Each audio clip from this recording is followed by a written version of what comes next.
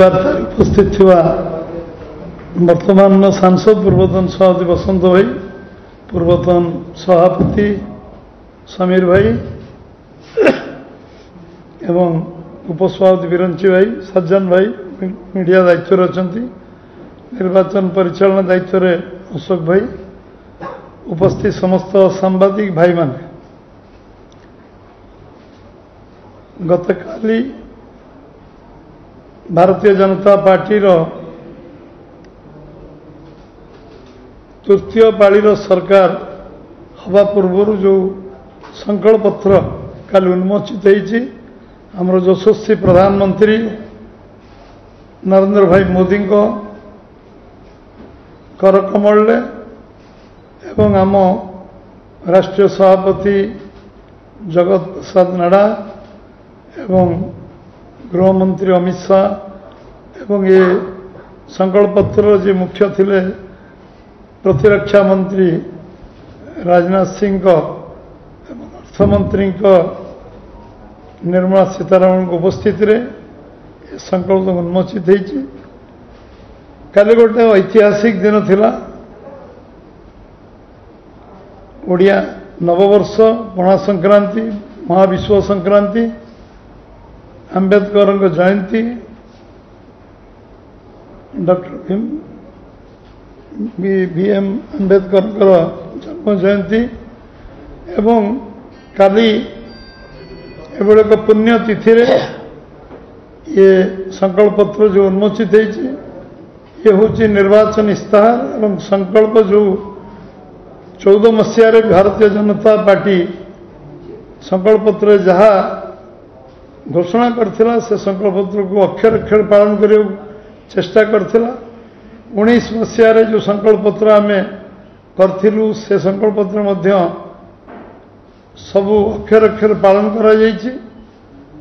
ଏବଂ 2024ର ସଂକଳ୍ପପତ୍ର ଏକ ସଂକଳ୍ପପତ୍ର କୁହାଯାଇପାରେ, ଗୋଟେ ଭିଜନ ଡକୁମେଣ୍ଟ କୁହାଯାଇପାରେ। 2047ରେ ବିକଶିତ ଭାରତର ପ୍ରଥମ 5 ବର୍ଷର କାର୍ଯ୍ୟଧାରା ଏବଂ ଦ ଫାଉଣ୍ଡେସନ ବୋଲି ବର୍ଣ୍ଣନା କରାଯାଇପାରେ। 2047 ମସିହା ପାଇଁ ଲୋକଙ୍କ ମନ ଭିତରେ ଆତ୍ମବିଶ୍ୱାସ ତିଆରି କରିବା ଏବଂ ଆମେ ଅର୍ଥ ବ୍ୟବସ୍ଥାର ତୃତୀୟ ସ୍ଥାନରେ ପହଞ୍ଚିବା, ତା ପାଇଁ ଏ ସଂକଳ୍ପପତ୍ର ସାଧାରଣ ଲୋକ ପାଇଁ ସଂକଳ୍ପପତ୍ର, ଗରିବ ଜନସାଧାରଣ ପାଇଁ ସଂକଳ୍ପପତ୍ର, ଯୁବ ସମାଜ ପାଇଁ ସଂକଳ୍ପପତ୍ର, ମହିଳା ମା ଭଉଣୀମାନଙ୍କ ପାଇଁ ସଂକଳ୍ପପତ୍ର, କୃଷକମାନଙ୍କ ପାଇଁ ସଂକଳ୍ପପତ୍ର କହିଲେ ଅତ୍ୟୁକ୍ତି ହେବ ନାହିଁ। ଏ ସଂକଳ୍ପପତ୍ରରେ ସାଧାରଣ ଗରିବ ଲୋକଙ୍କର ଗରିବ କଲ୍ୟାଣ ଯୋଜନାରେ 5 ବର୍ଷ ପାଇଁ ଯେଉଁ ଅନ୍ନ ଯୋଜନାର ବ୍ୟବସ୍ଥା କରାଯାଇଛି, ଗରିବ କଲ୍ୟାଣ ଅନ୍ନ ଯୋଜନା 5 ବର୍ଷର ଗ୍ୟାରେଣ୍ଟି, ମୋଦିଜୀଙ୍କର ଗ୍ୟାରେଣ୍ଟି 80 କୋଟି ଲୋକଙ୍କୁ ତାଙ୍କ ଆର୍ଥିକ ସ୍ଥିତିର,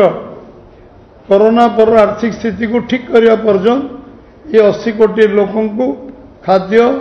ସାମଗ୍ରୀ ଯୋଗାଇବାର ବ୍ୟବସ୍ଥା, ଏ ଗ୍ୟାରେଣ୍ଟି ଆଜି ମୋଦିଜୀଙ୍କ ଗ୍ୟାରେଣ୍ଟି ଭାବରେ ସମସ୍ତଙ୍କ ଆଗରେ ପ୍ରକାଶିତ ହୋଇଛି ଏବଂ ଏଥିରେ ଆମେ ଯେଉଁ ମନ ଭିତରେ ଅଛି ଯେ 3 କୋଟି ବାସଗୃହ ଯୋଗାଇ ଦିଆଯିବ। 3 କୋଟି ବାସଗୃହ, ଯେଉଁ ଲୋକମାନେ ବିଭିନ୍ନ ମୁଖ୍ୟମନ୍ତ୍ରୀମାନେ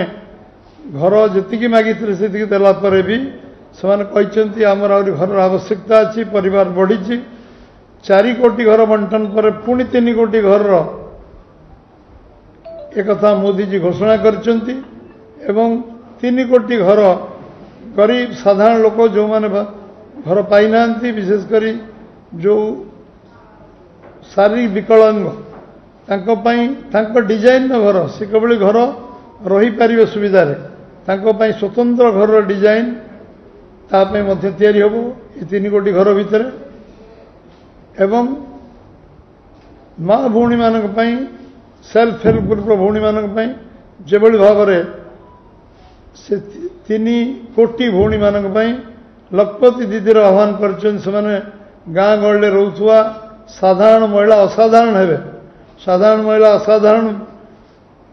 ଭାବନା ନେଇ କାମ କରିବେ, ସେଭଳି ବିଶ୍ୱାସ ନିର୍ମାଣ ହେବ। 3 କୋଟି ଭଉଣୀମାନଙ୍କୁ ଲକ୍ଷପତି ଭଉଣୀ କରିବା ଦିଗରେ କାର୍ଯ୍ୟ। ଏବଂ ଆମର ये डॉक्यूमेंट ये जो एटा गोटे रोड मैप 5 वर्ष रोड मैप कौन भारत वर्षर आम इन्फ्रास्ट्रक्चर दृष्टि सोशल इन्फ्रास्ट्रक्चर कौटी पहुँचवा आम डिजिटल इन्फ्रास्ट्रक्चर कौटी पहुँचवा ये विषय में मत विशद भाव सी ए गुरुत्व देते एवं आमर जो आम खाद्य जो पशुपालन खाद्य जो माने पनीपरिया इत्यादि उत्पादन कर चाषी मान कृषक मान कृषक सम्मान योजना तो कंटिन्यू करियो जमती 15टा इनस्टॉलमेंट दिखाई इनस्टॉलमेंट चलो 10 कोटी चाषी भाई कृषक भाई मान दिया अधिक कृषक भाई मान जोड़ा एवं 10 कोटी भाई मान निरंतर दिज्व जदिन पर्यटन चाषी मान रोजगार द्विगुणित हो चाषी को कृषक मान सम्मान द्विगुणित रोजगार करने हूँ लक्ष्य एटा मोदीजी डे 1 रु निरंतर से काम करुँच कृषक से उपार्जन करू कृषि भित्तिक शिल्प प्रतिष्ठा हो कोल्ड स्टोरेज हो विभिन्न इन्फ्रास्ट्रक्चर डेवलपमेंट हो चाषी जे उत्पादन करिवो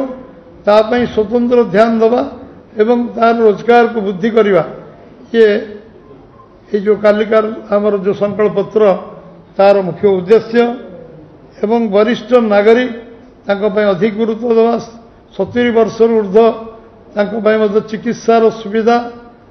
एवं आमर आयुष्मान कार्ड को 5 लाख टंका पर्यंत खर्च करिवार योजना वरिष्ठ नागरिक को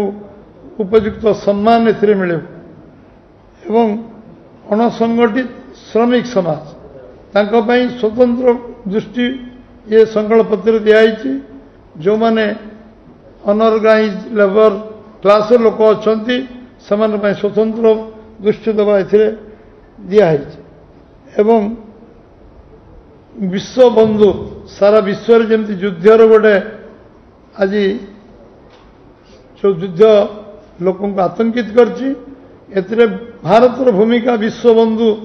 दृष्टि हम सारा विश्व को बंधुतार जोड़ा एवं ये युद्ध को प्रशमित करवा एवं सारा विश्व को सांगे नवा एक कथा अच्छी समृद्ध भारत तैयारी हम सुरक्षित भारत हम समृद्ध भारत सुरक्षित भारत एवं जिते पर्यटन शिल्पर विकास जोड़ा ओडिशा परिप्रेक्षी में सबुठ उपादेय विषय पर्यटन शिल्पर विकास हेले कम इन्वेस्टमेंट रे बेसी लोक एम्प्लॉयमेंट जनरेशन करा एम्प्लॉयमेंट दिज्व से दृष्टि जो परिकल्पना ये बजेट रही ताकू आम स्वागत करुँ एवं सब ग्रामांचल सहरी सुविधा आम अर्बान जो सुविधा सुजोग अच्छी ताकू दिज्व एवं ग्रामांचल समस्त सुविधा उपलब्ध हम तापाई ये संकल्प उल्लेख अच्छी स्लम डेवलपमेंट उच्च मान घर जो माने बस्ती बासिंदा रोचंती उच्च मान घर दवाई जो पॉलिसी जो संकल्प पत्र प्रावधान होती एवं सबुठु बड़ विषय हूँ आज युवक मान को एनश्योर कर आईन तैयारी हम जो आज लिकेज हो प्रश्न पत्र लिकेज हो विभिन्न इंटरव्यू विभिन्न परीक्षा जो शिक्षार नुआ शिक्षा नीति प्रणयन हम से जो शिक्षा नीति ओडिशा सबुठ बेनिफिटेड हम कारण ओडिशा शिक्षार चिंतार विषय जी शिक्षा व्यवस्था विपर्यस्त एवं ये शिक्षा स्वास्थ्य व्यवस्था एक एनश्योर करेंगे ये जो आम जो मेडिसिन दौचु 80% सब्सिडी रे आमको मेडिसिन मिल पार प्रधानमंत्री जन औषधि अधिक तार अधिक काउंटर खोली पार एवं से औषध अधिक उपलब्ध हम ता व्यवस्था करने संकल्प पत्र उल्लेख अच्छी एवं ओडिशा सबुठ बेनिफिटेड बेसी हम जो आम आज आम ओडिशार इंफ्रास्ट्रक्चर रास्ता भारतमाला योजना हो रेलवे हो एवं ये बाबद आमर वाटरवेज हो एयरवेज हो सब जो कनेक्टिविटी से इंफ्रास्ट्रक्चर जो गुरुत्व दिखाई ओडिशा बहुत आगू जाइए आगू जीव 10 वर्ष भितर ओडिशा ऐतिहासिक परिवर्तन होती पुणी आगू आहरी जीव जो जो कथा मोदी कहते मोदी ग्यारंटी देती कहीं छेड़ा न हुए मोदी अच्छा ग्यारंटर आज ठेला गाड़ी जो भाईटी बिकुला 50,000 टंका पर्यंत अभिवृद्धि करछंती जो स्वनिधि योजना रे बिना ग्यारंटर मोदी जी पढ़ी कई ग्यारंटी देवेनी ग्यारंटर रही किंतु लोन मिलिबो मुद्रा योजना रे ग्यारंटर रही 20 लाख टंका को वृद्धि कराई 10 लाख 20 लाख वृद्धि कराई एवं सबुठु बड़ उपाध्याय विषय होची जे ओडिशार विकास में आज सबू एंगल चिंता कराऊची जो ऑर्बिटल फाइबर तो आरंभ कर जो विषय से कहते आम से विषय से गुरुत्व देइचंती आज आम से विषय निश्चय ओडिशा परिप्रेक्षी एटा आम सबुठु लाभदायक हम ओडिशा बहुत आगू जीव एवं खाली रेलवे एवं रोडवेज अन्य इंफ्रास्ट्रक्चर नुहे से मेडिकल 350 मेडिकल तैयारी करिवार समर्थ होइछन 10 वर्ष भीतर ये 10 वर्षर जो कार्यकाल भितर से एम्स विभिन्न जगार प्रतिष्ठा करछंती एवं आज यूनिवर्सिटी नुआ यूनिवर्सिटी 300 रु ऊर्ध्व यूनिवर्सिटी तैयारी होइछ जोटी क्वालिटेटिव एजुकेशन 700 एकलव्य स्कूल बनवासी क्षेत्र तैयारी करने पर संकल्प नहीं आज शताधिक एकलव्य स्कूल तैयारी सारी आहरी 700 एकलव्य स्कूल माने 40 कोटी रु 50 कोटी एकलव्य स्कूल खर्च होची एवं क्वालिटी सेंट्रल स्कूल भली स्टैंडर्ड स्कूल ताटू भल स्टैंडर्ड स्कूल तैयारी एकलव्य स्कूल आउ आज बिरसा मुंडा जन्म जयंती 150 वर्ष हम से बनवासी गौरव दिवस पालन करने से आह्वान देते वर्ष एवं ए बिरसा मुंडा 150 वर्ष जन्म जयंती रे बनवासी लोकंकर स्वार्थ सुविधा ये कार्य करेंगे सबुठ बड़ अन्न भंडार परिकल्पना से करछंती आमर फूड सिक्यूरिटी सबुठ विश्वर बड़ अन्न भंडार भारत वर्ष तैयारी करिवो जो अन्न भंडार सारा विश्व को आज जो क्राइसिस होती सबु देश आज चाउल अभाव होती भारत छाड़ी सबु देश चाउल आज भारत पाखे पहुँचती तेणु ये गोटे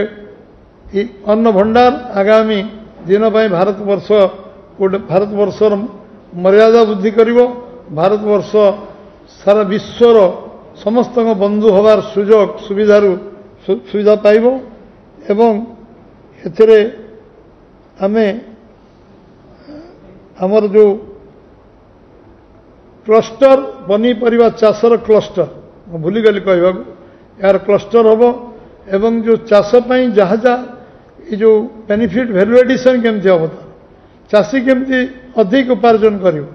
चाषी सब प्रकार व्यवस्था केमती हम से सुचिंतित संकल्प पत्र उल्लेख अच्छी ये गोटे परफॉर्मिंग गवर्नमेंट 10 वर्ष ये गवर्नमेंट परफॉर्म करची